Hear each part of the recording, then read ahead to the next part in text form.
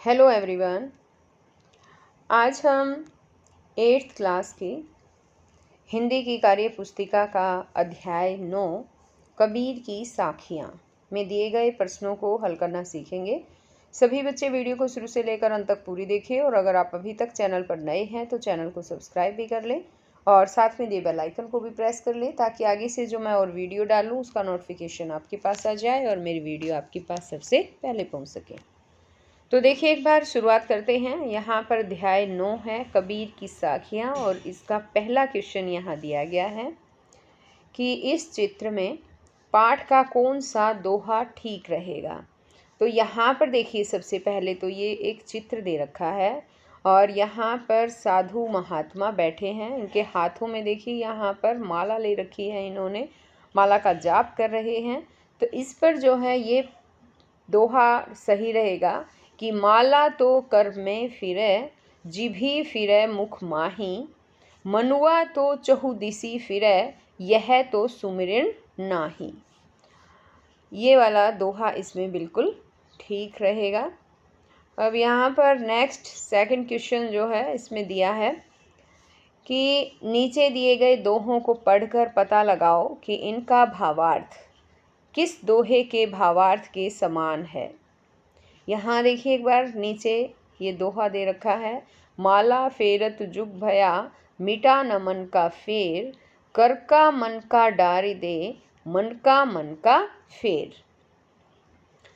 तो यहाँ पर ये दोहा इसका भावार्थ जो है इसके समान है कि माला तो कर में फिरै, जिभी फिरै मुख माही, मनुआ तो चहुदिसी फिरै, यह तो सुमिरन नाही।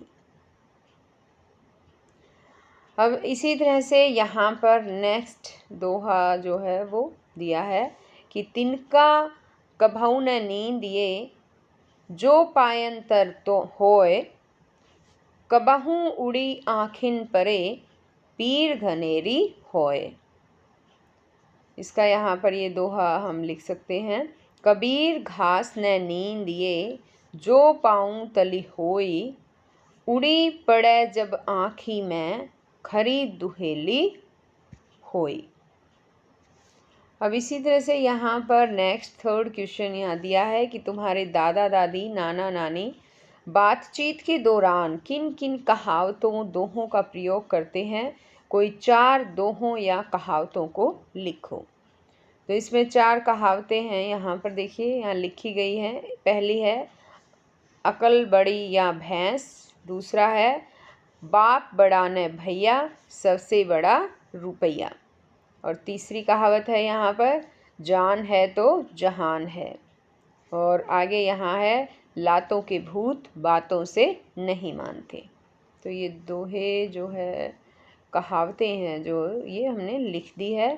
अब यहाँ पर इसी तरह से नेक्स्ट क्वेश्चन है कि इन चित्रों पर डिब्बे में दी गई उक्तियों में से कौन सी ठीक बैठेगी, वो आपको लिखना है। जैसे यहाँ पर उक्ति दे रखी है, यहाँ देखिए पहली उक्ति यहाँ पर है कि करतूती कही देत, आप कहिए नहीं साई, और दूसरा है यहाँ पर बिना विचारे जो करे, सो पीछे पछताए, काम बिगाड़े आप नो, जग में होत हंसाए।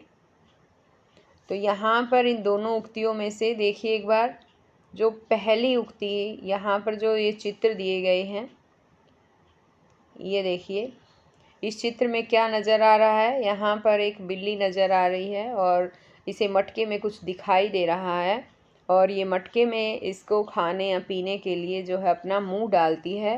तो इनका मुंह जो है, बिल्ली का मुंह इसके अंदर डालते ही यहाँ पर अब तीसरा चित्र जब हम देखेंगे, जब डाल दिया है तो अब निकल नहीं रहा है ना, क्योंकि इन्हें बिना विचारे ही कुछ काम किया था और अब इसे पछताना पड़ रहा है। तो यहाँ पर देखिए एक बार ये उक्ति जो है यहाँ इनके लिए ये वाली उक्ति सही रहेगी। जो दूसरी वाली उक्ति थी ऊपर दी गई है कि बिना विचारे जो करे सो पीछे पछताए, कि जो पहले विचार किए बिना ही काम कर देता है एकदम से, जो सोचता नहीं है यानी बिना सोचे ही जो काम करता है उसे बाद में पछताना पड़ता है। काम बिगाड़े आप नो, जग में होत हंसाए, तो यहाँ है भाई वो अपना काम बिगाड़ता है और संसार उसकी हंसी उड़ाता है। इसी तरह से यहाँ पर जब नेक्स्ट हम चित्र देखते हैं, यहाँ पर इस चित्र में हम क्या देख रहे हैं कि दो साइकिल रेसर है। यहाँ पर साइकिल में दौड़ लगा रहे हैं, वो साइकिल की रेस जो है लगा रखी है। देखिए यहाँ से प्रारंभ होने का है, इनका ये प्रारंभ होने की लाइन है। और यहाँ पर जो ये आगे वाला ये वाला लड़का है, ये पहले से ही कह देता है कि मैं जीतूंगा। यहाँ देखिए इसने हाथ भी अपना ऊपर कर रखा है। और जब ये दूसरा चित्र हम देखते हैं, यहाँ पर देखिए ये समाप्त रेखा दिखाई गई है। तो देखिए ये लड़का जो है ये पीछे रह जाता है और ये जो दूसरा लड़का था ये वाला, यहाँ पर देखिए ये जीत जाता है। तो इसके ऊपर ये उक्ति सही बैठती है कि करतूती कही देत आप कहिए नहीं साई, कि आप जो भी काम करते हैं वो आप पहले से मत कहिए, वो जग अपने आप ही कह देता है, उसके बारे में अपने आप ही लोगों को पता चल जाता है। यानी हमें अपने बारे में अपनी बड़ाई करने की आवश्यकता नहीं है। संसार जो है वो अपनी बड़ाई, जब हम कुछ काम करते हैं, करके दिखाते हैं, तो संसार ही हमारी बड़ाई खुद करता है। अब यहाँ पर इसी तरह से नेक्स्ट में है कि 5वां दे रखा है, यहाँ एक गद्यांश दे रखा है इसमें कि एक बार भगवान बुद्ध शिष्यों के साथ बैठे हुए थे, तभी वहाँ एक आदमी आया जो बहुत ही गुस्से में था। वह आते ही बुद्ध को भला बुरा कहने लगा तथा अपशब्द बोलने लगा। यह सब सुनकर भी बुद्ध शांत भाव से बैठे रहे। जब वह व्यक्ति थक कर चुप हो गया, तब शिष्यों ने बुद्ध से कहा, प्रभु, वह व्यक्ति आपको ऐसे ही इतना भला बुरा कह गया और आपने उसे कुछ भी नहीं कहा। इसमें क्या रहस्य है, हम समझ नहीं पा रहे हैं। बुद्ध ने मुस्कुराते हुए कहा कि अगर आप किसी व्यक्ति को कोई चीज़ देना चाहें और वह व्यक्ति उसे स्वीकार नहीं करे, तो वह चीज़ किसके पास रहेगी? शिष्यों ने कहा, हमारे पास। ठीक उसी प्रकार उस व्यक्ति के अपशब्दों को मैंने स्वीकार नहीं किया, तो वे सारे अपशब्द भी उसी के पास रहे। अगर मैं जवाब दे देता तो उसका एक अपशब्द जवाब के दौरान कई हो जाते और ऐसे ही बात बढ़ जाती। यहाँ पर नीचे अब इनसे आधारित जो है वो क्वेश्चन दिया है। इसमें पहला क्वेश्चन है कि इस प्रसंग पर कबीर की कौन सी साखी सटीक बैठती है। तो इसमें ये वाली साखी सटीक बैठती है कि आवत गारी एक है, उल्टत होई अनेक, कहे कबीर न ही उल्टिए, वही एक की एक। कि जो भी हम गाली आती है हमारे पास, जो गाली देता है उसको उल्ट कर जब हम गाली देते हैं तो वो अनेक हो जाती है। तो यहाँ पर कबीर जी कहते हैं कि अगर हम गाली को उल्ट कर वापस जवाब नहीं देते हैं, उल्ट कर गाली नहीं देते हैं, तो वो एक गाली जो है एक की एक ही रह जाती है। यहाँ नेक्स्ट में है कि अगर बुद्ध की जगह तुम होते तो अपशब्द कहने वाले व्यक्ति के साथ कैसा व्यवहार करते। तो यहाँ पर आपको बताना है बच्चों कि आप कैसा व्यवहार करते। आप बुद्ध की तरह ही अच्छा व्यवहार करते कि कुछ भी उसको जवाब नहीं दोगे। अगर कोई आपको गाली देगा या कोई अपशब्द कहेगा तो आप वो बात भी यहाँ पर जो है लिख सकते हैं कि अगर मैं बुद्ध की जगह होता तो महात्मा बुद्ध की तरह ही मैं भगवान बुद्ध की तरह ही कोई भी जो है अपशब्द उसको नहीं कहता। या फिर अगर आप पलट कर जवाब दे देते तो आप फिर वो भी आप यहाँ पर लिख सकते हैं। ये क्वेश्चन आपको खुद लिखना है। इसी तरह यहाँ पर नेक्स्ट क्वेश्चन है, कबीर के समान ही और कई कवियों ने भी दोहे लिखे हैं। सज्जन पुरुष पर लिखे गए किन्हीं दो दोहों को ढूंढ कर लिखो, साथ ही उसको लिखने वाले कवि का नाम भी बताओ। अब यहाँ पर जैसे पहला दोहा है, यहाँ रूठे सुजन मनाइए, जो रूठे सो बार, रहीमन फिरी फिरी पोहिए, टूटे मुक्ता हार। एक तो ये वाला दोहा है जो रहीम जी ने लिखा है। यहाँ देखिए रहीमन आया भी है इसमें, तो ये दोहा लिखा है रहीम जी ने। यहाँ हम साइड में लिख भी सकते हैं। अब जैसे यहाँ पर इन्होंने कहा है, इसका अर्थ भी समझा देती हूँ कि रूठे सुजन मनाइए। सुजन का मतलब जो है, यहाँ देखिए ये सुजन दे रखा है। सुजन का मतलब होता है अच्छे लोग, सज्जन पुरुष यानी कि। तो यहाँ पर रहीम जी कहते हैं कि रूठे सुजन मनाइए, सो रूठे सो जो रूठे सो बार, कि हमें अच्छे लोगों को मना लेना चाहिए। जो सज्जन पुरुष है उन्हें हमें मना लेना चाहिए, चाहे वो 100 बार ही क्यों ना रूठे, चाहे उन्हें हमें 100 बार ही क्यों ना मनाना पड़े, वो बार बार रूठे तो भी हमें मना लेना चाहिए। रहीमन फिरी फिरी पोहिए।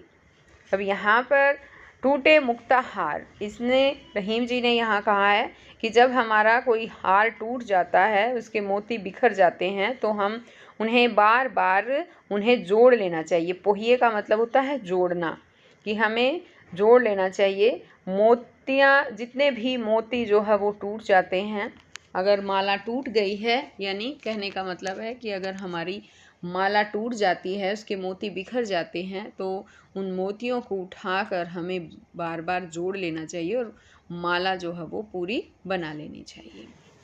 इसी तरह से अब यहाँ पर जो दूसरा दोहा है ये है, तरवर फल नहीं खात है, सरवर पिहई न पान, कही रहीमन पर काज हेत, संपत्ति संचही सुजान। यानी कि यहाँ पर जो है रहीम जी का ही दोहा है ये भी।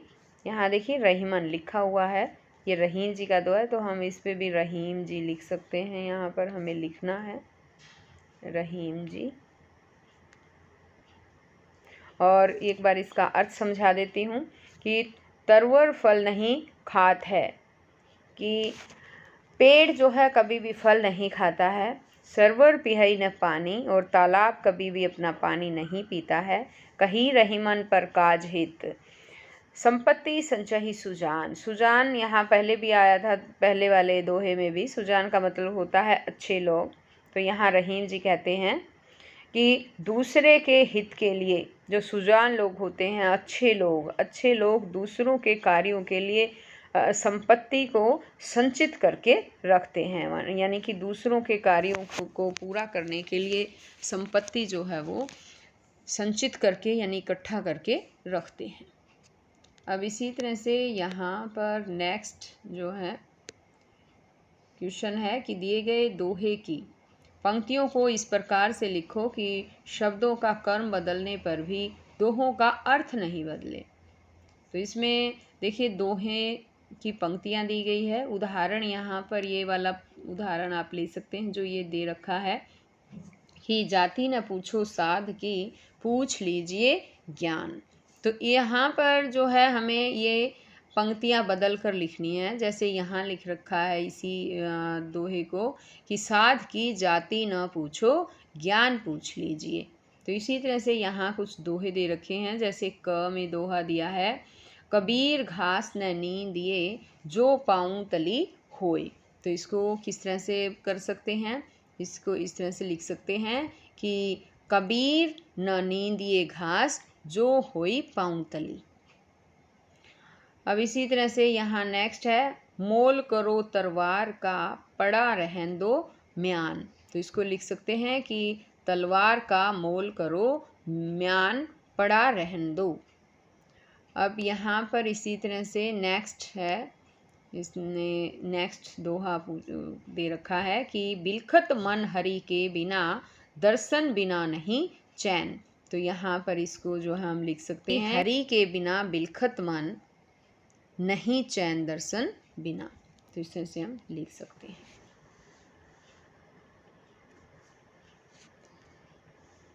यहाँ पर है नेक्स्ट में कि दी गई पंक्तियों को कबीरदास की भाषा में लिखो। यहाँ जैसे उदाहरण दे रखा, एक ही स्त्री आती है। तो इसको लिख रखा है, एक नारी आवत है। इसी तरह से यहाँ पर इसमें दे रखा है कि तुम बहादुर मालूम होते हो। इसको कबीर की भाषा में लिख सकते हैं कि तुम बहादुर लागत हो। पेड़ के नीचे साधु बैठा है, पेड़ के नीचे साधु बैठत है। चिड़िया उड़कर जब पानी में गिरी, जब चिड़ी उड़ी पड़ी पानी में। और अगला है अपनी लकड़ी को डाल दो, अपनी लकुटिया डारी दो। लकुटिया का मतलब होता है लकड़ी, तो इसका लिख सकते हैं अपनी लकुटिया डारी दो। ये कबीर जी की भाषा में हमने यहाँ पर लिखा है। नेक्स्ट है यहाँ पर कि 9th क्वेश्चन है कि बॉक्स में दिए गए शब्द नीचे लिखे शब्दों के समान अर्थ देने वाले हैं। सही शब्दों के सामने उनके समानार्थी शब्द ढूंढ कर लिखो। तो अब जैसे कि यहाँ जीवा दे रखी है, जीवा का समानार्थी जो है वो है जुबान या रसना। जुबान भी कहते हैं, रसना भी कहते हैं। तो इनमें से जो है यहाँ देखिए ये जुबान है और ये रसना है, ये इसी में से हमें लिखना है। जैसे यहाँ दे दिया है अब साधु। साधु को क्या क्या कहते हैं? महात्मा कहते हैं, ऋषि कहते हैं। तो यहाँ देखिए ये ऋषि है और ये महात्मा है, तो यहाँ पर ये हमने लिख दिया है। इसी तरह है ये गर्व यानी कि अभिमान और घमंड। तो ये ऊपर दिए हैं, उसमें से छांट लेना है। जैसे आँख है, आँख को चक्षु या नयन कहते हैं। समानार्थी शब्द है आँख के, चक्षु और नयन। अब जैसे मूल्य, मूल्य कीमत और दाम, ये समानार्थी शब्द हैं। तो अब ये पाठ यहीं पर ख़त्म होता है बच्चों, फिर हम मिलेंगे नेक्स्ट पार्ट में। तब तक के लिए बाय।